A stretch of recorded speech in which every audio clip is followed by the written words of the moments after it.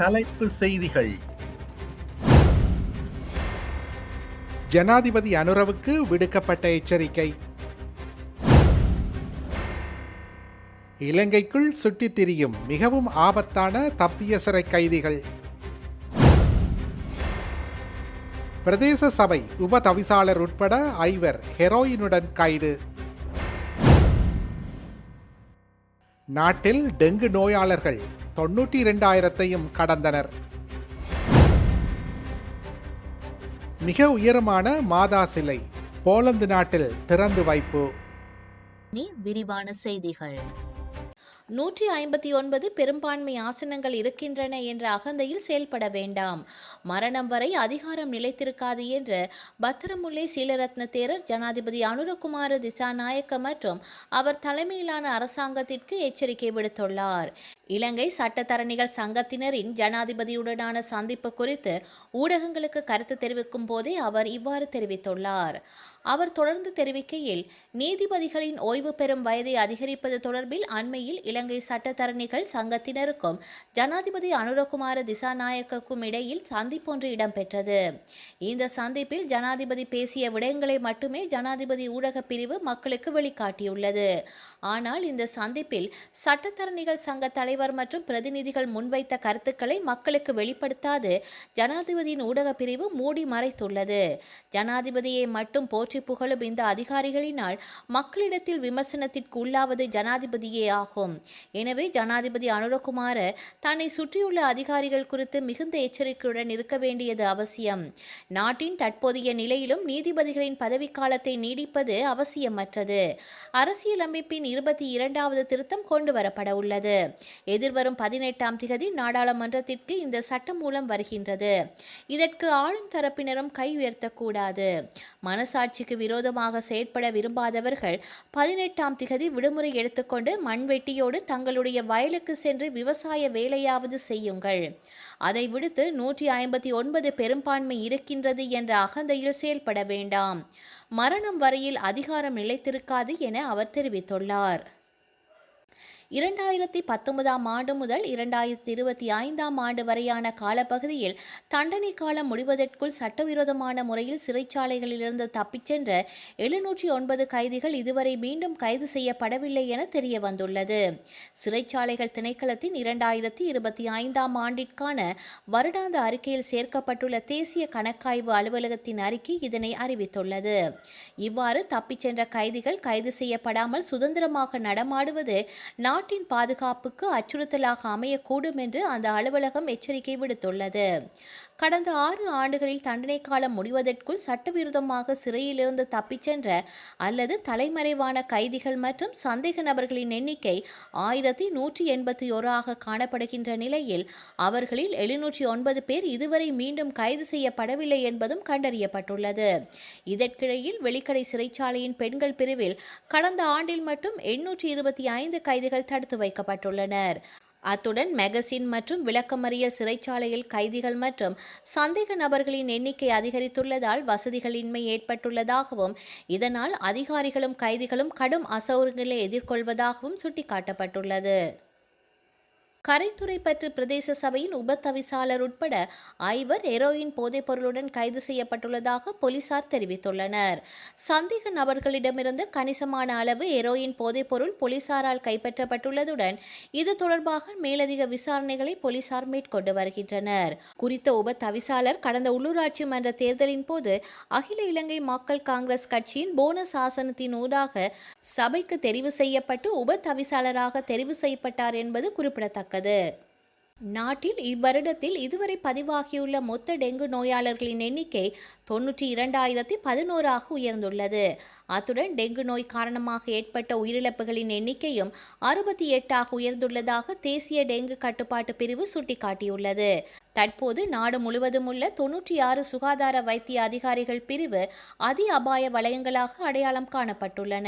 மொத்த டெங்கு நோயாளர்களில் 52.96% அதாவது 48,725 நோயாளர்கள் மேல் மாகாணத்தில் பதிவாகியுள்ளதுடன் நாட்டின் அதிக டெங்கு அபாயம் கொண்ட மாகாணமாக இது மாறியுள்ளது. இரண்டாவதாக அதிகளவிலான நோயாளர்கள் தென் மாகாணத்தில் பதிவாகியுள்ளதுடன் அந்த எண்ணிக்கை 13,533 பதிவாகியுள்ளது. இதற்கு மேலதிகமாக மத்திய மாகாணத்தில் 8,274 நோயாளர்களும் சப்ரகமுவா மாகாணத்தில் 7,558 நோயாளர்களும் பதிவாகியுள்ளனர். மாவட்ட மட்டத்தில் பார்க்கும்போது அதிகளவிலான நோயாளர்கள் கம்பஹா மாவட்டத்திலேயே பதிவாகியுள்ளதுடன் அந்த எண்ணிக்கை 19,631 ஆகும். கொழும்பு மாவட்டத்தில் 18,245 நோயாளர்களும், கண்டி மாவட்டத்தில் 6,613 நோயாளர்களும், மாத்தறையில் 6,036 நோயாளர்களும், களுத்துறையில் 5,951 நோயாளர்களும், காலியில் 5,039 நோயாளர்களும், ரத்தினபுரியில் 4,935 நோயாளர்களும் பதிவாகியுள்ளனர்.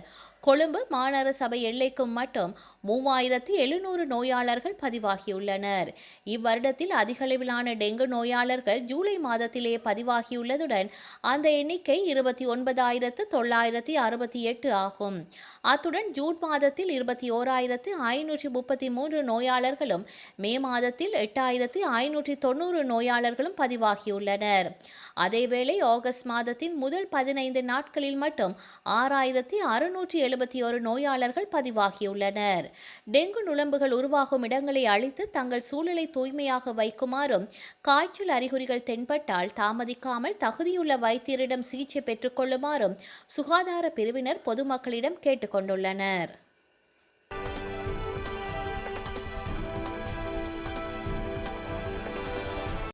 எழும்பூர் ராணி மெய்யாண்மை ஹாலிலிருந்து இயற்கை வளங்கள், நிலம், நீர் மற்றும் வன பாதுகாப்பை வலியுறுத்தி அண்ணாமலை தலைமையில் நடைபெற்ற விழிப்புணர்வு பேரணியில் திரளான மக்கள் கலந்து கொண்டனர். வீதி லீடர்ஸ் அமைப்பின் சார்பில் ஏற்பாடு செய்யப்பட்ட இந்த நிகழ்வில் பல்லாயிரக்கணக்கான இளைஞர்களும் பொதுமக்களும் உணர்வு பூர்வமாக கலந்து கொண்டனர். இந்த நிகழ்ச்சியில் பேசிய அண்ணாமலை தமிழக வெற்றி கழக அரசை பாராட்டியுள்ளார். தமிழக வெற்றி கழகம் தலைமையிலான புதிய அரசு அமைந்து 100 நாட்கள் கடந்துள்ள நிலையில் பாஜக முக்கிய தலைவர் அண்ணாமலை தமிழக வெற்றி கழக அரசின் சில குறிப்பிட்ட செயற்பாடுகளை பாராட்டி பேசியுள்ளார். புதிய அரசு பொறுப்பேற்று குறுகிய காலமே ஆகியுள்ளதால் அவர்களின் செயல்பாடுகளை பொறுத்திருந்து பார்க்க வேண்டும் என்று அவர் தனது கருத்தை பதிவு செய்துள்ளார். பொதுமக்களின் பாதுகாப்பு மற்றும் நலனை கருத்தில் கொண்டு கல்வி நிறுவனங்கள் மற்றும் வழிபாட்டு தலங்களுக்கு அருகில் இயங்கி வந்த டாஸ்மாக் மதுபான கடைகளை தமிழக வெற்றிக்கழக அரசு அதிரடியாக மூடியுள்ளது. அரசின் இந்த நடவடிக்கை மிகுந்த வரவேற்புக்குரியது என்றும் மக்கள் நலன் சார்ந்த இத்தகைய முடிவுகள் பாராட்டத்தக்கவை என்றும் அண்ணாமலை தெரிவித்துள்ளார். அமெரிக்காவின் நியூயார்க் நகரில் மக்கள் தொகை அதிகமாக உள்ள மன்ஹாட்டன் என்ற பெருநகரம் உள்ளது. இந்த பகுதியில் மனிதர்களின் தலைமுடியை கொண்டு உருவாக்கப்பட்ட 10 அடி உயரமும் 105 பவுண்ட் எடையும் கொண்ட தி டம்பிள் ஹேர் என்ற கோள வடிவம் பொதுமக்கள் பார்வைக்காக காட்சிப்படுத்தப்பட்டது. இந்த உருண்டை கோலமானது CAD இண்டஸ்ட்ரீஸ் மற்றும் டெசிமேட்டஸ் டிசைன் நிறுவனங்களின் ஒப்பனை பொருள் வடிவமைப்பாளர்களால் உருவாக்கப்பட்டுள்ளது.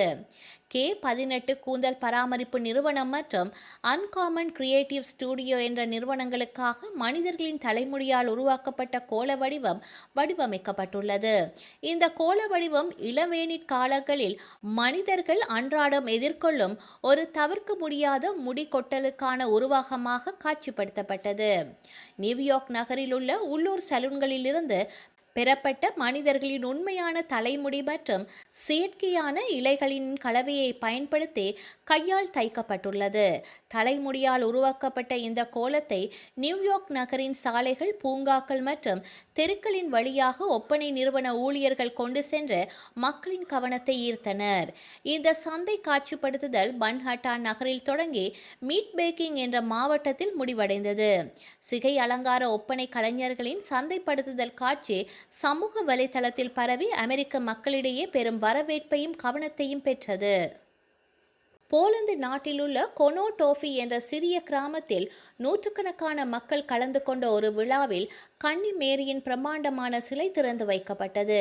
போலந்தின் முன்னாள் அதிபரும் கம்யூனிஸ்ட் எதிர்ப்பு சாலிடாரிட்டி கட்சியின் தலைவருமான லேக் வலேசா கன்னிமேரி சிலை திறப்பு விழாவில் கலந்து கொண்டார்.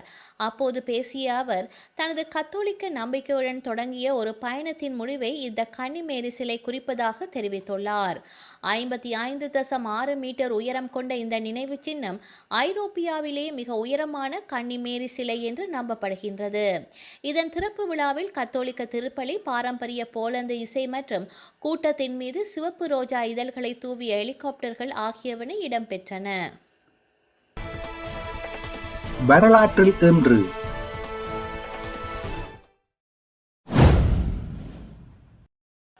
1988 பாகிஸ்தான் ஜனாதிபதி சியா உல் ஹக் மற்றும் அமெரிக்க தூதுவர் ஆர்னால்ட் ஆகியோர் விமான விபத்தில் கொல்லப்பட்டனர்.